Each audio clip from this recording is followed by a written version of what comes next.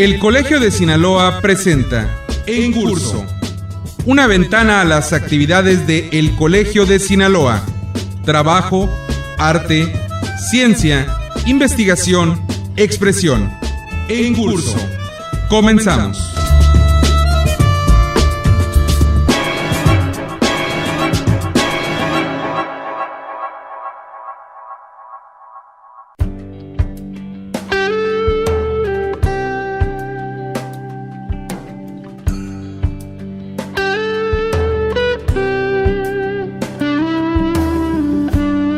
Para contribuir en la difusión del conocimiento, el Colegio de Sinaloa cuenta con una amplia gama de publicaciones que reflejan el carácter multidisciplinario de este organismo público estatal. En esta colección sobresalen los libros y discos compactos, producto de sus proyectos de investigación de la serie Atlas, serie Catálogos, así como obras de los miembros colegiados y autores destacados de Sinaloa.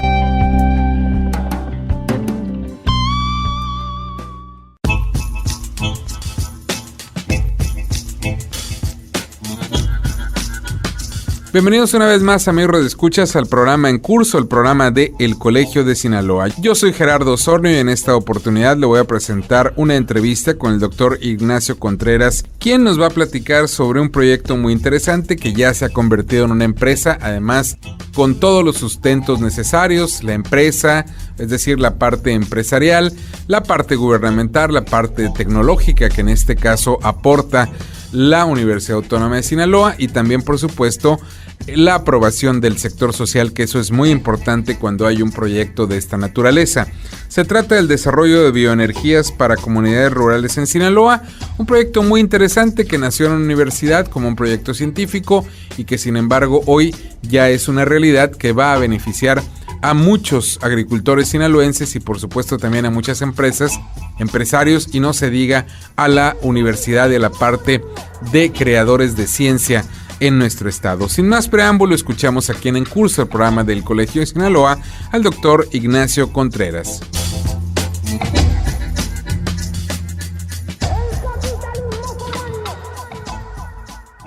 Le damos la más cordial bienvenida al programa En Curso, el programa de El Colegio de Sinaloa, al doctor Ignacio Contreras Andrade, quien nos visita hoy para platicar de un tema muy interesante: desarrollo de bioenergías para comunidades rurales en Sinaloa. Doctor, bienvenido, un placer platicar con usted. Muchísimas gracias, y también muchas gracias por a tu auditorio que nos escucha el día de hoy.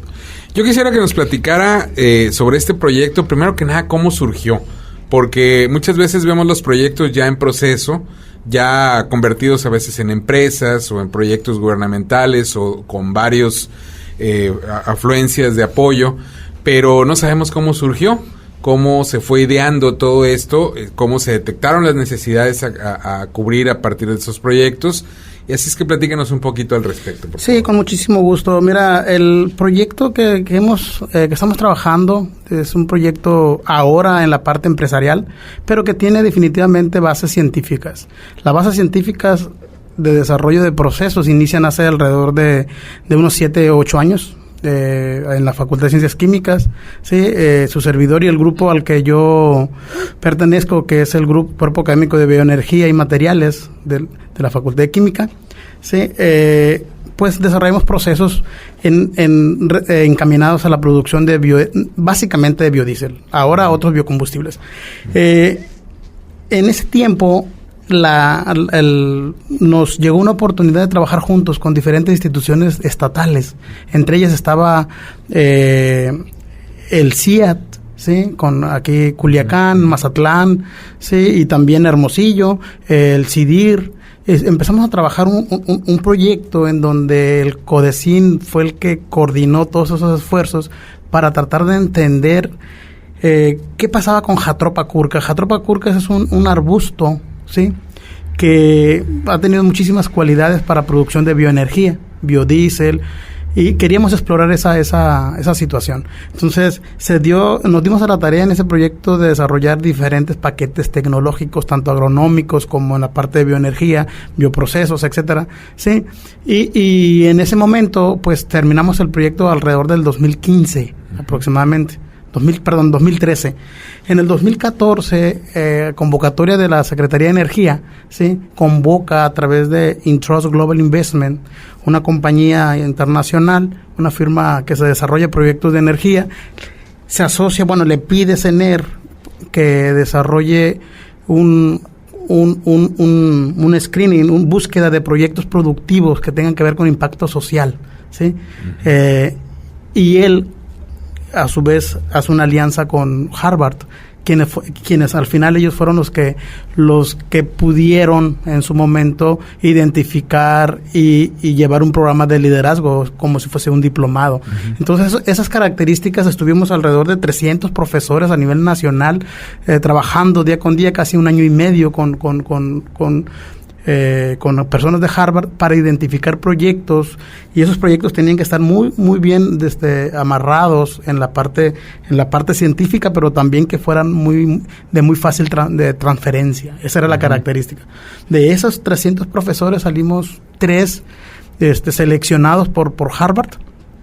Sí, y la selección consistió en un coacheo personalizado para evaluar la factibilidad científico-tecnológica de los proyectos.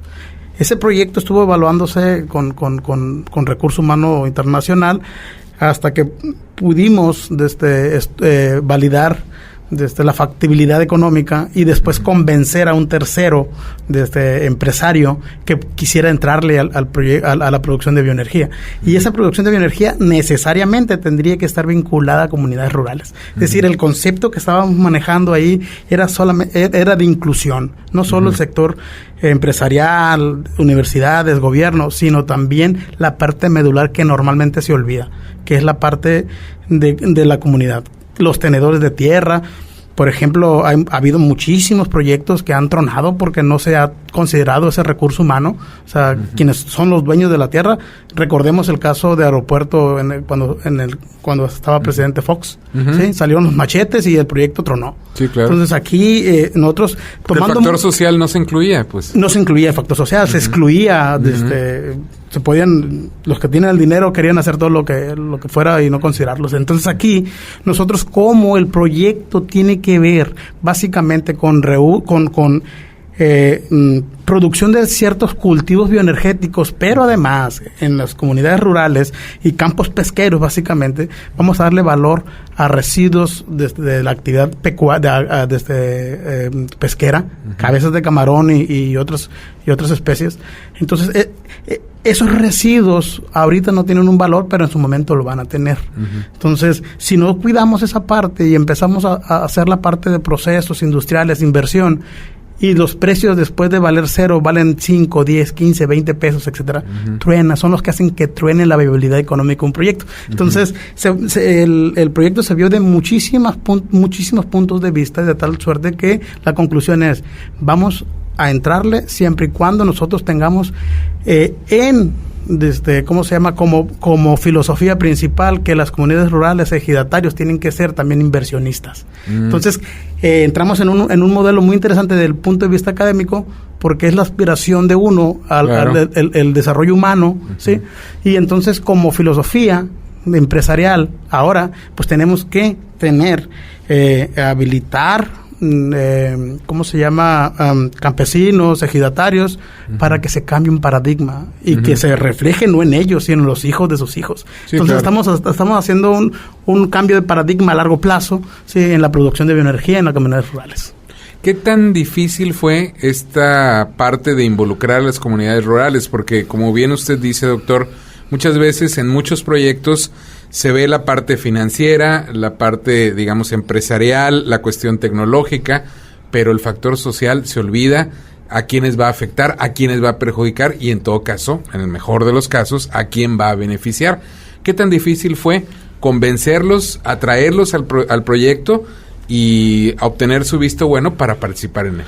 Es una de las cosas más complicadas que existe, el poder nosotros proponerle a una persona que toda su vida ha tenido una siembra de X cultivo, digamos maíz o trigo o lo que sea a nivel regional, que tienen 15, 20 o más de 20 años trabajando con un solo cultivo o dos, ¿sí? Y proponerle un cultivo nuevo que no sé, que de plano no, para ellos es absolutamente desconocido, y decirles que es un proyecto que va a valer la pena, que viene apoyado por gobierno, es una de las cosas más complicadas que hay para poder nosotros convencer.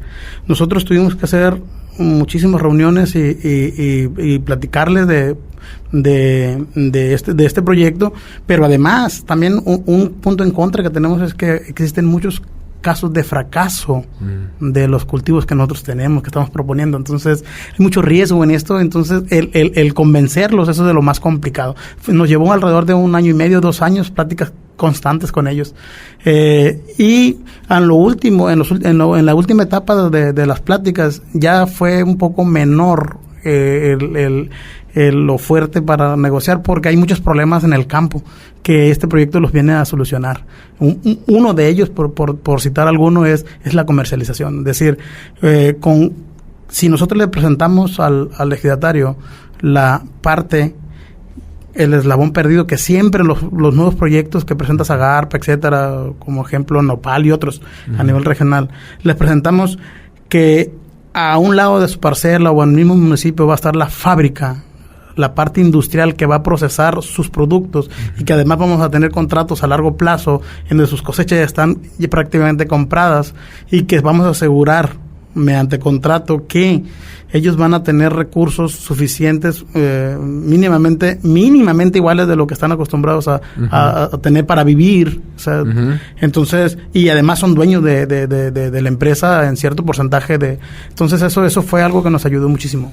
Sí, porque anteriormente, como usted señala, igual hubo fracasos donde ese tipo de consideraciones no se hacían, y es ahí donde pues desconfiaban quizá, ¿no? En la primera reunión que yo tuve, un señor, incluyendo mi papá, me dijeron así: Ignacio, ¿cómo crees que te creamos si los principales promotores de estos fracasos son los gobiernos? O sea, recientemente nos hicieron sembrar, así me dijeron, nos hicieron sembrar en Nopal, nos hicieron sembrar maguey, y ahí estamos trabajando porque eran apoyos de gobierno y que todo muy bonito, pero sí tuvieron productividad, pero no hubo quien se los comprara. Entonces, estaba fallando una cadena, una parte de la cadena. O sea, claro, proyectos que no están bien planteados, que no tienen, a lo mejor tienen muy buena cabeza, pero no, a lo mejor no tenía, le faltó un pie o algo así. Entonces, el asunto aquí con este proyecto es que los modelos de negocios estamos cerrando círculos. O sea, la empresa no sería capaz de iniciar si no tuviera todos los círculos cerrados de comercialización,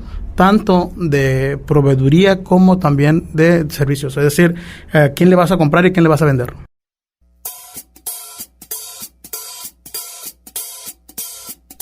El Colegio de Sinaloa presenta una cápsula de ciencia, las tortugas marinas de Sinaloa.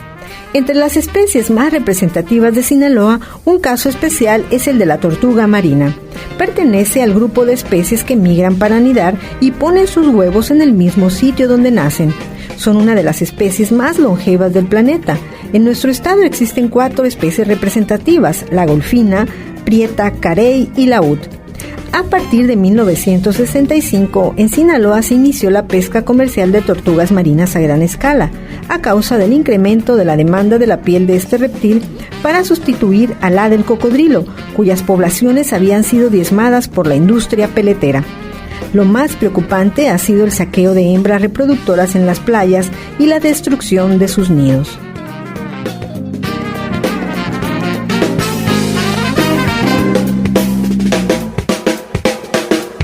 Este programa es apoyado por el Consejo Nacional de Ciencia y Tecnología.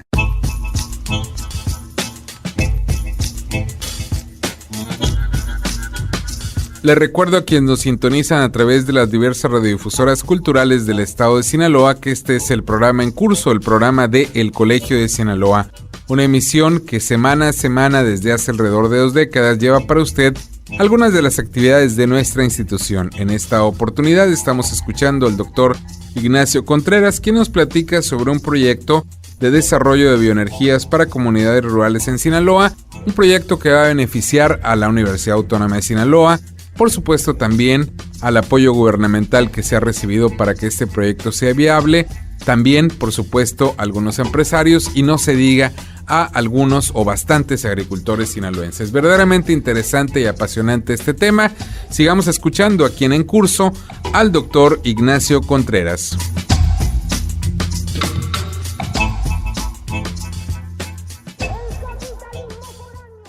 En la cuestión científica, ¿cómo fue el trabajo que se hizo para llegar a determinar qué tipo de cosechas eran las necesarias y ubicar las zonas en el estado de Sinaloa para eso? Fíjese que en el proyecto de Fordesit, que le comentaba que coordinó el CODECIN y que estuvo a cargo la parte agronómica del doctor Miguel Ángel Anguno del CIAT, se estudiaron diversas zonas, microzonas en el sur de Sonora, norte de Sinaloa, centro de Sinaloa, sur de Sinaloa y norte de Nayarit. Fue toda una región en donde se estudiaron no solamente el tipo de tierra, sino irrigación, densidad de cultivo, etcétera. Entonces se probaron diferentes ecotipos o genotipos y se detectaron ciertos genotipos que pueden aplicarse a diferentes zonas. Uh-huh. Entonces, ese es un trabajo muy, muy arduo. Yo creo que el doctor Miguel Ángel ya debe de tener alrededor de 10 años a 12 años trabajando en Jatlopa, en Sinaloa. Él es el que tiene la experiencia y es el experto en el cultivo. Uh-huh. Doctor, básicamente, ¿cómo se transformó en empresa? Antes de entrar al aire platicábamos un poquito de que esto ya es una realidad, no es un proyecto. Es una realidad, ya está convertido en una empresa y bueno, empieza a funcionar ya en estos días o ya empezó. ¿Cómo fue esa transformación de un proyecto científico que nace en las universidades, recibe apoyos gubernamentales, apoyos empresariales, el apoyo social, por supuesto, fundamental que ya nos platicó, para convertirse en lo que hoy es? Sí, te platicaba que nosotros ya teníamos desarrollados procesos. Teníamos bien fundamentado en artículos científicos, tesis, recursos humanos formados. No solo nosotros, sino también el Instituto Mexicano del Petróleo, que su naturaleza es desarrollar procesos. Uh-huh. ¿Sí? Y en esas alianzas, de repente, con el coaching personalizado de este programa de liderazgo, pues aparece un interesado inversionista. Y que hay que platicar con él, hay que enamorarlo, hay que validar cierta información, y entonces empezó la negociación. La negociación al final, a la que llegamos es que universidades o centros de investigación, UAS, IMP y Harvard, proponen o venden transferencia tecnológica a esa empresa. La empresa la va a poner al servicio industrial, ¿sí? Y va a haber regalías para las empresas, para las universidades. Entonces, es decir, lo bueno está por venir, por la venta de combustibles, por ejemplo, para la Universidad Autónoma de Sinaloa. ¿Quiénes serán básicamente los clientes de este tipo de empresas? Fíjese que los clientes detectados, hay un cúmulo de clientes, ¿sí? Potencialmente tenemos una empresa que no es local, o sea, que está una de las más comprometidas aquí con el proyecto. Tiene que ver, es una empresa también de ambiental, Grupo Guisa se llama, es de Guanajuato, uh-huh. ¿Sí? Aunque también empresarios locales están interesados, Casa Ley, por ejemplo, para sus tractores, la propia universidad, pero definitivamente los tanques de reparto, de almacenamiento y reparto de Pemex pueden ser los que están dentro de la jugada económica de la empresa. Ahorita nosotros vamos a iniciar con una producción no muy alta, es prácticamente para validar los primeros 2 años, para validar toda la parte industrial. O sea, vamos a producir alrededor de 3,000 litros día. Eso no es muy difícil colocarlo, es muy bajo la producción industrial. Y esperemos que en los próximos 5 años ya llevar a incrementar a niveles de 15,000 a 50,000 litros día, ¿no? A nivel estatal. Y bueno, y uno de los principales clientes que podemos tener son los propios personas que se dedican a la actividad de granjas camaroneras. Uh-huh. Las granjas camaroneras tienen un gran usan sus recursos como alrededor de un 30-40% destinado a compra de combustibles por bombas. Uh-huh. Entonces y la actividad agrícola obviamente también. Y cuando hablamos de bioenergías, básicamente para que la gente que nos escucha, que no tiene mucho conocimiento científico, digamos, del término, ¿a qué nos referimos? Para que quede más concreto entre quienes nos están sintonizando a través del estado de Sinaloa. Sí, claro que sí. La bioenergía es toda aquella energía que la obtenemos a partir de naturaleza de biomasa. Biomasa es aquella parte de plantas, vegetales, de residuos agroindustriales, ¿sí? Que pasó un sistema de vegetales, ¿no? En este caso nosotros vamos a producir bioenergía llamándose biodiesel, en una primera etapa, en una segunda etapa bioetanol. ¿De dónde vamos a sacar el biodiesel? Lo vamos a sacar del aceite. ¿Ese aceite de dónde viene? De biomasa. ¿Cuál biomasa? De moringa y de jatropha. Son arbustos que van a crecer, van a producir ramas y van a producir frutos, y de ahí vamos a extraer aceite.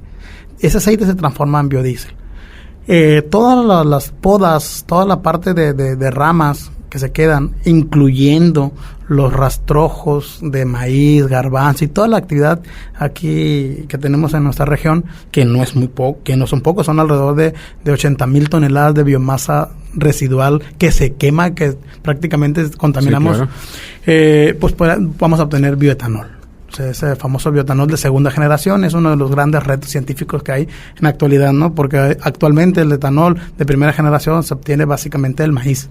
¿Sí? Algunos estudios se están destinando a sorgo dulce, etcétera, pero básicamente siguen siendo de primera generación. Nosotros vamos a ir por el bioetanol de segunda generación, ¿sí? Y el Instituto Mexicano del Petróleo aportará tecnología para producir del aceite de biomasa del que he hablado, producir bioturbocina para los aviones, de tal suerte que el biodiesel es para tractores, todos tractocamiones, carros diésel, bioetanol para carros comunes de la población, ¿sí? Y la bioturbocina para aviones. Doctor, me interesa saber, por ejemplo, cuántas personas están involucradas ya en esta parte de todo este proceso, pero ya convertido en empresa. ¿Cuánto, digamos, si se van a generar empleos directos o indirectos, más o menos cuántas personas van a estar involucradas en esta primera etapa que usted señaló, que va a tener una producción relativamente reducida, pero con mucha potencialidad a crecer en poco tiempo? Sí, en la empresa que se va a operar, van a ser alrededor de unos 30, 40 personas, o sea, involucradas ahí. Entre ellos habrá varios puestos de ingeniería y bien pagados, por decirlo así. Bien pagados me refiero a con nivel de licenciatura, ¿no? Inclusive sí, claro. Estamos pensando en algunos posgrados por los temas que toca esta empresa, ¿no? Sin embargo, eso es en cuanto a los aparatos, a la biorefinería como tal, a los fierros, a la parte industrial. Sí, claro. Sí, pero en la parte agronómica, que es donde tiene mayor impacto regional, tiene diferentes etapas.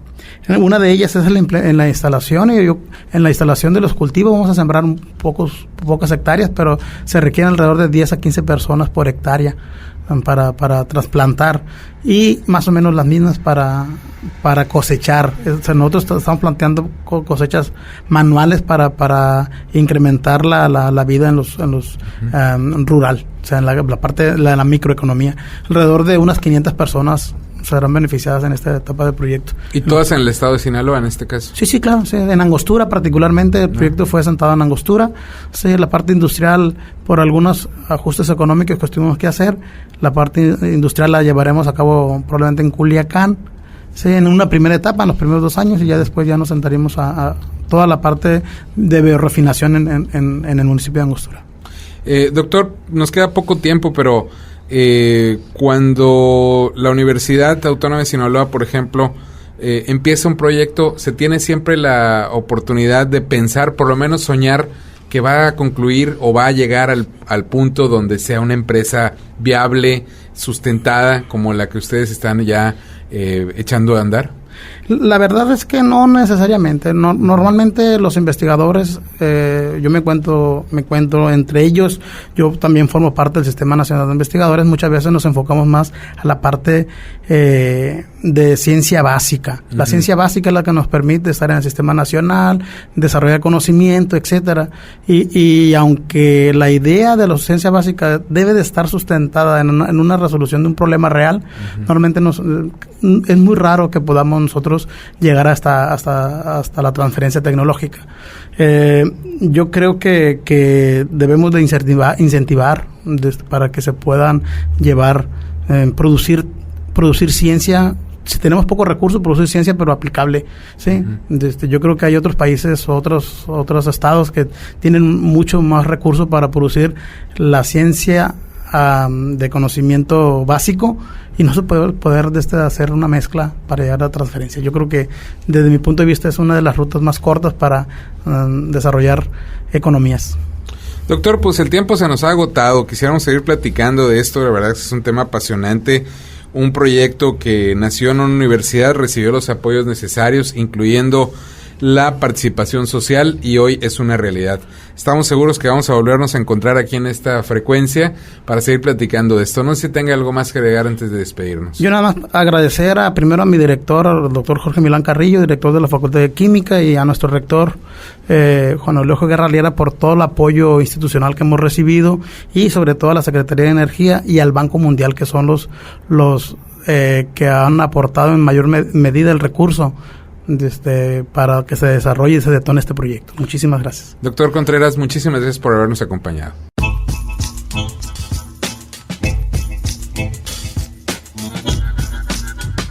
Hemos escuchado aquí en Curso, el programa de El Colegio de Sinaloa, una entrevista con el doctor Ignacio Contreras Andrade, quien nos platicó del proyecto de desarrollo de bioenergías para comunidades rurales en Sinaloa, un proyecto que ya está sustentado, que está echándose a andar y que va a beneficiar a muchísimos agricultores sinaloenses y personas que se dedican a actividades cercanas a esa actividad primaria.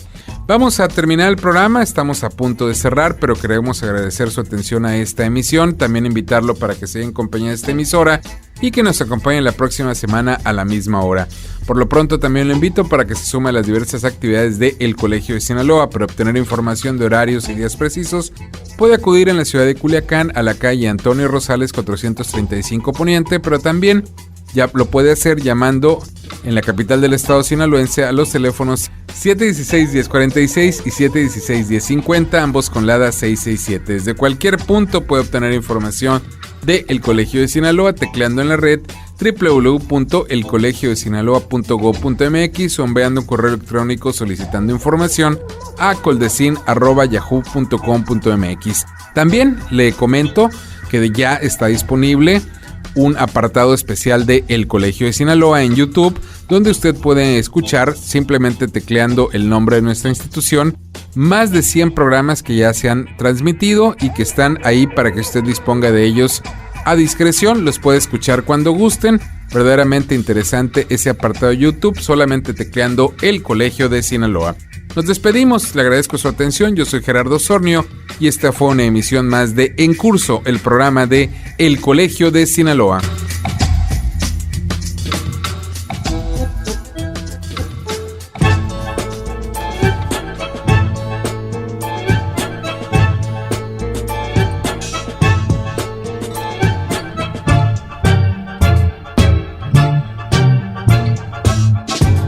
Este fue En Curso, una ventana a las actividades de El Colegio de Sinaloa. La próxima semana, usted tiene una cita a la misma hora en esta misma estación con En Curso, el programa de El Colegio de Sinaloa.